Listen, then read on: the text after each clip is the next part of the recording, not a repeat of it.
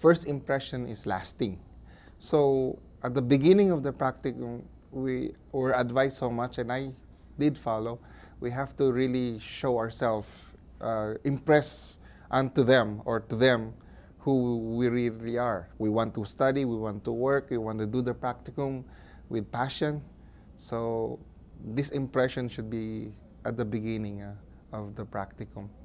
And then as we go on with the practicum, I advise my friends and the next batch that they should really listen well and pay attention to details, to what instructions the preceptors or other staffs would probably give them.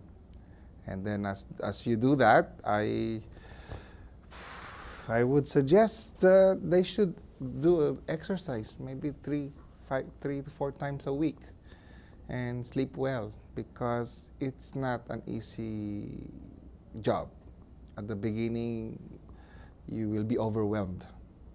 So if you are not prepared physically and mentally, it will be very hard. Julie, another bit of advice for the next batch is when probably it might happen, if the preceptor would tell them or somebody to do something and it's wrong, it's against the policy, and you know that it's not the right way, I would suggest and advise to prompt the preceptor to say in a question manner, is this what the write-up or the procedure says? Can we do a look at the computer and check the proper way of doing this procedure? Because some of the preceptors there probably haven't done it for months, so they might probably have forgotten a piece or a portion of the procedure. So that's another advice that I could probably mention. Definitely I will say, because you know, because you are going to get some professional experience when you're going to some hospital. So go with your open-mindedness, that you are with open-minded, with your eyes and ears open. Go to that facility, enter the facility with that approach. Because you know, when you will enter into hospital facility, the first day you will interact with your educator. She will have you a little bit class, then you explain everything about the facility. From the next day onwards, you are going to work with your preceptors. That means one-to-one education. So that's preceptor is your main source of education, which gives you a professional knowledge, on-hand experience on the instruments, either it's in decontam or sterilization or in assembly. That's a first-hand experience you will get with your preceptor. So you know, being a Abes student, you all people are in this program because of your some good higher educational backgrounds. Some of you may be doctors, maybe pharmacists, maybe teacher like me. And because when you enter into that facility, don't go with that high-headedness that you are highly educated. Be humble over there, because sometimes you may find that preceptors are not as well educated as you are. So don't pose yourself as you are very highly educated. Be humble.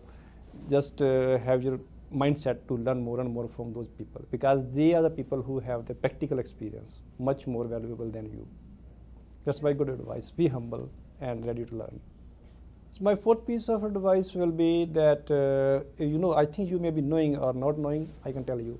That every day after the end of your shift, you are supposed to fill 2 forms. One form you have to fill about your preceptor and give it to your educator. And other form, your preceptor has to fill about you and give it to the educator. And you're not going to share with about yourself or with your preceptor. These are secret. So my advice, because it's a preceptor, what he feels about you, he will fill about the form. That's up to him. But what do you, when you're going to fill that form about your preceptor, don't be negative about the preceptor or the facilities, about the resources. I will say refrain from the habit of always complaining. This was not wrong, that was not wrong, this guy was not wrong, that situation was not wrong, that facility was not available, that resources were not available. Refrain from the habit of always complaining. Just try to find out best out of what the preceptor or the facility has provided to you. So lastly, I would want to say that be there, work at your maximum, show your integrity, because you are always under watch. your preceptor will watch you, your educator will watch you, your supervisor will watch you, your responsible person will watch you. Even sometime the housekeeping guy will watch you. How you behave with them. So everybody have an eyes on you. So you are always under watch since the day you enter from your gate. Or sometime even you are starting from your parking area, you are under watch, I will say. Some of your preceptors, some of your colleague may be walking along with you, and on your way you are saying something wrong. So that should not be a habit. So work very hard, show your integrity, and leave the rest of the reward on the other side of the table. May God will bring good things to you. Thank you. I have a couple of advice to you guys to start your practicum. And first of all, from the first day of your practicum, you have to show that you are really want to be there. You have to show that you are very organized. You are very professional and dedicated, because we have the same aim, and our aim is the patient. So next advice, I think it's very important to be communicable, to communicate with staff, and to communicate with management. And for me, it was very important to have a good relationship with staff, special staff, because all of them are very influential. Like they can influence, they all of them like express their opinion about you to management. So I'm not talking about gossiping, it's just healthy relationships. And the next advice, I think you have to be very punctual. I mean, time management, it's very important on your practicum, because every 5 minutes, it will be, if you are late, even for 5 minutes, it will be noticed. And I think it's not good for you. My last advice, first of all, take a challenge, because on practicum you are going to meet a lot of challenging situations. You have to solve all these challenges and politely and professionally, of course. And you have to remember there are a lot of people who are ready to help you. And just remember, you can do everything, and you can cope with challenging situation very good, very good. So don't be afraid of your practicum. I just tried to do like now I'm saying, and after my practicum, I was offered the job, and I got it, and now I'm very happy. My first piece of advice would be for them to be punctual all the time, because it's a very important thing at the MDRT department, punctuality, because they look at that a lot. The preceptors and managers, if you're late once, you might be forgiven, but a second time, I don't think they're ever going to forget. And getting hired after being late twice is almost impossible in that department. So that's my first piece of advice for the students going for practicum. I have another advice, and the second advice I have for prospective practicum students is that you have to be very respectful of your preceptors, managers, especially as some of you are going to be top hospital professionals, doctors, nurses, some of you pharmacists in your previous job before you came to Canada.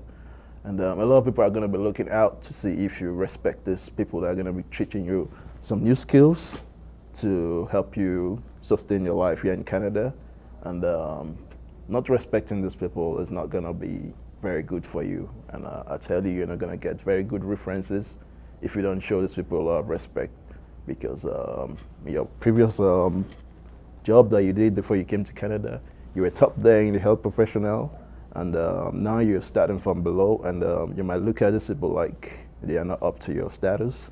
But I tell you, they're going to be teaching you the new skills that you need to survive here in Canada. And if you don't show them respect, it's not going to tell very good for you. It's not going to be very good for you. So that's my advice for you. Yeah. Another advice I have for you guys out there during your practicum is that your attitude matters a lot. You might have a bad day, or you might be very tired due to the stress of the job. But remember, this is your practicum, and this is a period where people get to observe you a lot and see the kind of person you are. So you always have to put up that good attitude, put up a smile, show that you're fit, show that you're strong, even if you're feeling very tired. Try and fake this kind of good feelings till you're done with your practicum, because it's going to do a lot of good for you, I tell you. So remember, fake it till you make it. Fake it till you're done with the practicum. Yeah. Another advice for you guys going for practicum, the advice that you're going to hear a lot of the time, pay attention to details, can never be overemphasized. When you're in your practicum, make sure you pay attention to details, because I'm telling you this from first-hand experience. Like I've had my sticker gun that you used to load the sterilization number and date of sterilization on the sterilization packages. I've had it changed a couple of times by the supervisors, and if I didn't notice that, it would have been very bad for me, because they always come back later to check and see whether you got the trick they were trying to play on you. And a couple of times I got it right, and they were like, they told me later that we're actually testing you to see if you pay attention to detail, and you got the sticker gun dates that was changed, and you corrected it, so that was very good. And sometimes things could be deliberately dropped on the floor, and you might think no one is watching, and someone might pick it right in front of you and see if you say anything. So if you let it slide, someone's gonna go tell the supervisor that I dropped something on the floor, and this student allowed me to put it back on his sterilization cart. So you have to watch out for things like that. No matter what you see that is wrong, point it out, talk to the person, and if the person doesn't listen to you, don't be afraid, go to the supervisor. It might just be a trick, it might just be a test. Never be afraid. Pay attention to details and do everything right. Actually, to be very frank, to be the part of the medical device reprocessing department or the medical device reprocessing technician, one should be physically fit, because it's little bit physically demanding. Actually, medical device reprocessing has 4 parts: decontam, sterilization, assembly, and storage area. So once somebody works in the decontam area, he or she needs to work on feet all the way, whole shift, even whole shift. That's why it's 8-hour shift, and totally 8 hours 15 minutes we have to spend. So everybody should be fit to keep on fit for at least 8 hours. Finally, I would like to say that to be a good medical device reprocessing technician, everyone should be diligent, sincere, honest, loyal to the authority, and obedient. Because if I am not obedient to my authority, the authority will not pay attention to me. And sincerity, diligent is the normal sense. If I am polite, everybody will like me. My approach should be a professional. My approach, everything, my attitude, my conversation, my throwing out everything should be in a professional manner. I shouldn't talk anything. I shouldn't engage in such a gossip which will hamper the department, which will hamper one's personal life. I shouldn't engage with this gossip, because sometimes minor gossip can create a great problem to the system, to the department. So I think cooperation is one of the important thing. Everybody should be so cooperative with their colleagues, so obedient to their authorities, and even if somebody feel that he or she has some problem, issues with the co-worker, they should try to manage or solve it within their capacity. It should not be to the authority, because medical device reprocessing department is a combined group. Everybody is responsible for the total process. So if someone is engaging with some misunderstanding or something, it will hamper the whole system. So everybody should be polite, everybody should be diligent, and I think only by this only by good attitude and sincerity and politeness, one can be succeed in life, and one can be a good medical device reprocessing technician. Thank you.